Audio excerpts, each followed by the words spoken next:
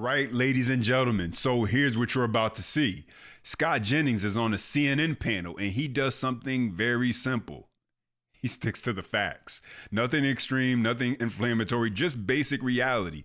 And watch the reaction the moment those facts start cutting through the narrative and the conversation completely changes to the point where it stops being a debate and shifts straight into personal attacks. And that's when you know the discussion is over. And this is why the Democrat Party looks the way it does right now. There is no line they won't cross and nothing they won't excuse as long as it is aimed at opposing the Trump administration.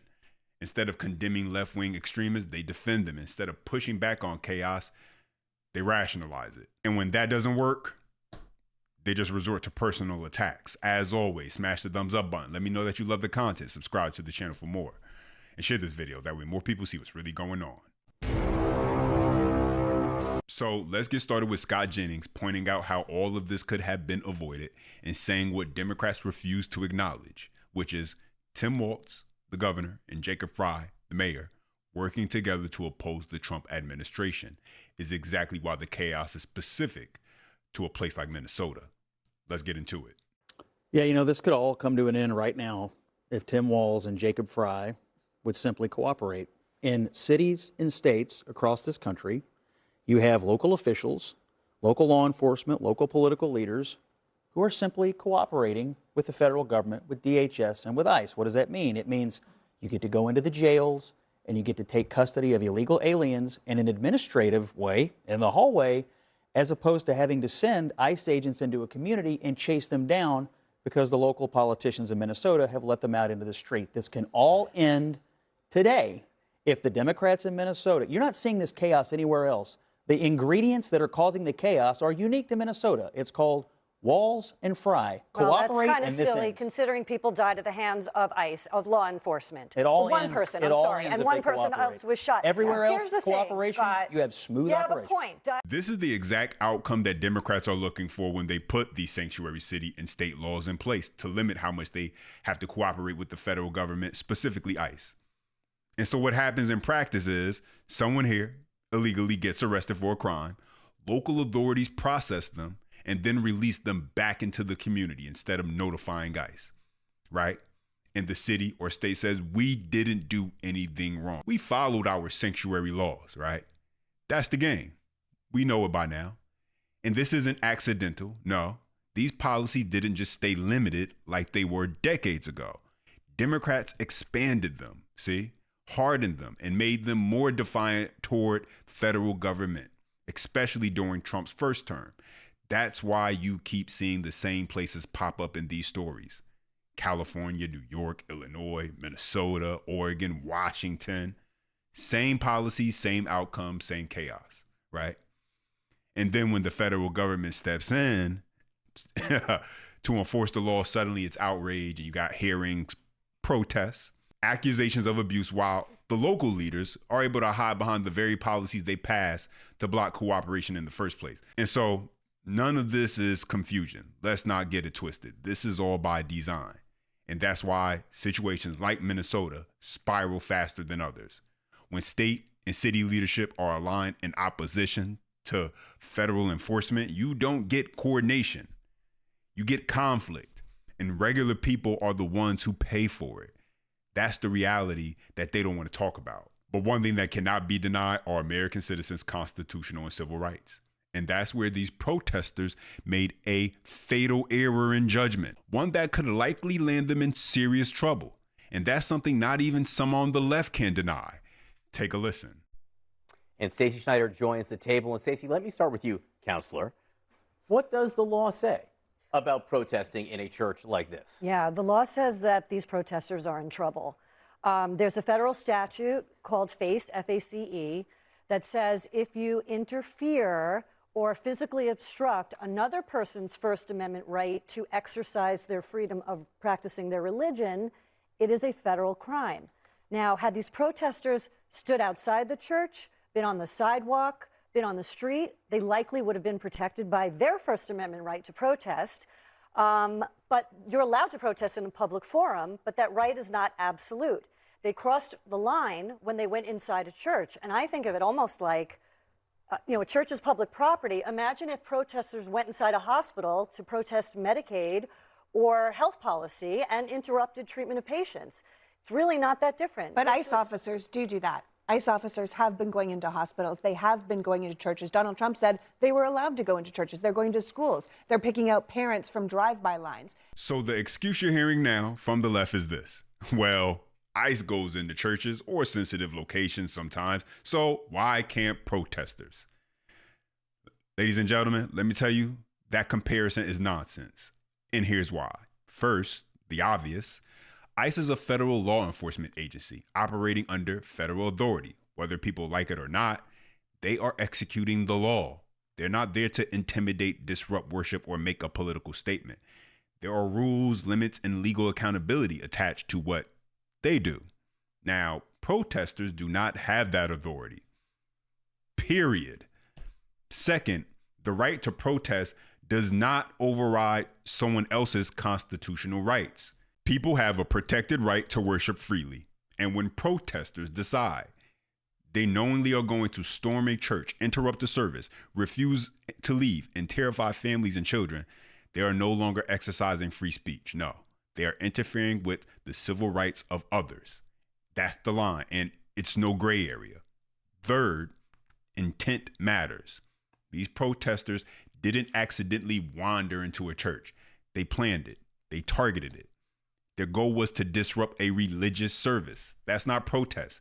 That's coercion and intimidation. And once they were asked to leave and refuse, it became trespassing on private property. And fourth, this whole idea that, well, if ICE can be there, so can we.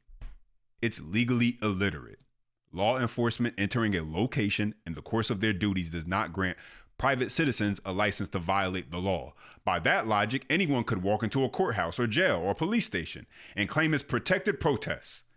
That's absurd, and everyone knows it. But here's where she tries to spin the logic that since one of the pastors there has some affiliation and has not even been confirmed to ICE, that somehow no longer makes this a religious issue, but a political one, which makes absolutely no sense. Nonetheless, that's the logic and rationale she wants to use. Let's take a listen. And these people in the neighborhood just found out that their pastor of the church is a high-ranking ICE official. So I think if you're a church that has an ICE person as a pastor, it's already political, and he's running the church. Like, at the end of the day, I don't think this has...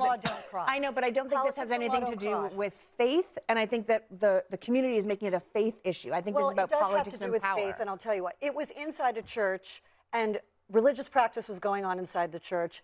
They basically allegedly stormed into the church, interrupted it, disrupted it, physically blockaded it. And not only is a federal law possibly involved, and I don't think the state is going to pursue this, but they could be found guilty of a trespass, allegedly, for entering that church with the intent to commit unlawful activity. I don't know that the state's going to pursue anything.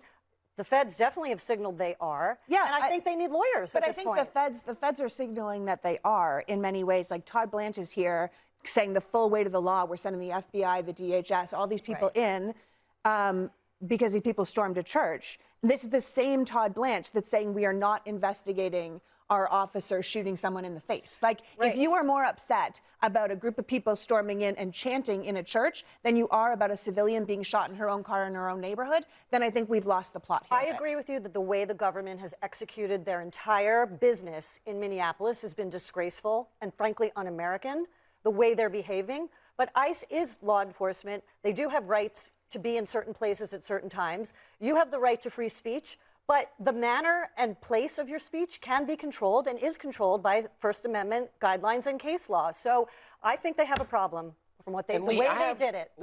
You don't get to storm a church just because the pastor might have some affiliation to ICE. That's absurd. A church does not get to become a political standoff point where disruptive protest is accepted as normal behavior because the pastor's affiliation. That's not how reality works. And that's not how the Constitution works either. Now let's flip it back on the left using examples they refuse to acknowledge. We have actually seen churches where pastors openly criticize Trump from the pulpit. Politicians show up and speak directly to the congregation. Churches host political messaging and voter outreach. That is explicit political activity. And even in those cases, No one argues that outsiders have the right to storm the church, disrupt worship, and intimidate congregants, and that's the difference they don't want to confront. A church choosing to engage in political speech is not the same as a mob forcing itself into a church to shut worship down. One is voluntary expression, the other is coercion. And here's the fatal flaw in her argument. The protesters didn't go there to debate policy. No, they didn't go there to ask questions. They went there with the sole plan to disrupt a religious service, refuse to leave, and make people afraid. That makes it a religious freedom issue, no matter how hard they try to rebrand it as political. You don't get to erase someone's right to worship by declaring this is political now. Rights don't work that way. And the reason they're pushing this argument so aggressively is simple. Well, if they admit this was a religious issue, they have to admit protesters crossed the line. They cannot defend. That's why this argument isn't just weak, it's dangerous. But here's where Scott Jennings has to set the record straight, as one of the panelists thinks that he can police Scott Jennings' speech. Take a listen. Illegals as if they're only How about targeting. the government comes clean if you're saying they're doing that? Doesn't seem like they're doing that. Their actions do not speak I recognize, to those words. I recognize You don't get to say the reviewed word all the illegals material anymore. And but you there's have. the I don't. Diverse. The percentage. Who are you to tell me what I can and can't? I've never met you, brother. I can say whatever I want. They're illegal aliens, and that's what the law calls them, illegal aliens. That's what I'm going to call them. As for our conversation, we had a really reasonable debate last week, and you made an impassioned plea for cooperation. The feds are begging for cooperation. And by the way, they're getting not it. begging, They're they're getting it in states demanding. and cities all over the Then country, why and not it's tell working. us that? If It's the Fed working. is begging for It's working. cooperation from the governor of Minnesota, why not let the people know instead of jacking up Hang on. the force? Tom Homan has been doing exactly that, but Democrats are defying the federal government, and liberals don't care to actually listen. That's the goal. The goal is not cooperation. You don't harden your sanctuary city, your sanctuary state laws, and then turn around and say, yes, federal government, we're here to make your job easy. No, the intention all along is to be obstructive in the federal government's effort to remove illegal aliens. Quick last word, Cameron, they're getting a break. Listen, you can't say illegals anymore because ICE is directly targeting legal citizens of this country. And How are you going to enforce your edict on me, just out of curiosity? Listen, I understand. But just listen to his point about illegals. No, I want to know why I'm he going gets to to make- It's instruct not, you're my changing speech. the topic. Hang on. You're No, making, I wanna you're making, know. You're making a point making an about the emotional people being plea. arrested. Go I ahead. understand that your job is predicated on just getting increasingly more demented every single week, and that the audience comes back to see if perhaps Make you'll your, get. make your point. My point is that you're saying the word illegals, 'Cause but it's in you don't federal even law. really know what's happening. Or actually, I think you do, and Sure you're I just do. doing this on purpose. But Yes, the truth because is, I want the law enforced. they are not just targeting illegal immigrants. They They are. are targeting natural-born U.S. citizens. They are not. That is a fact. You They are cannot not. deny that. I mean, you can on national television. They You are deny not. facts all the time. They You've are done it a not. couple times in this very episode. I still want to know how you're going to enforce your language God's edicts on sakes. me. We'll take that up in How the are we break. going to enforce it? We're going to take that up in the break. Coming up. And so when all else fails, you resort to personal attacks, ad hominem attacks, calling him names. He's demented now. That's where it gets to. Because when you can't compete or you can't debate with your intellect, you have no other choice or option but to go to the name calling. And that's always the tell. Because when someone like a Scott Jennings points out the obvious, that state and city leaders harden sanctuary laws, refuse to cooperate with federal government, and then act shocked when chaos follows, the only move left is to attack the messenger. That's the entire argument they've been making, that they should be able to obstruct federal enforcement and then call it compassion. Pretend there are no consequences, and then be able to smear anyone who points anything out. They want to have it both ways. They want to be able to defy the federal government, refuse cooperation, create legal and operational roadblocks, and then turn around and blame ICE, blame Trump, blame anyone but themselves, of course, when things spiral out of control. And when someone like Scott Jennings says, this did not have to happen, they can't handle it because he's right. And so instead of debating policy, they resort to character attacks. But those are my thoughts. Now I want to hear from you. Drop your comments down below. As always, smash the thumbs up button. Let me know that you love the content. Subscribe to the channel for more and share this video. That way more people see what's really going on. Until next time.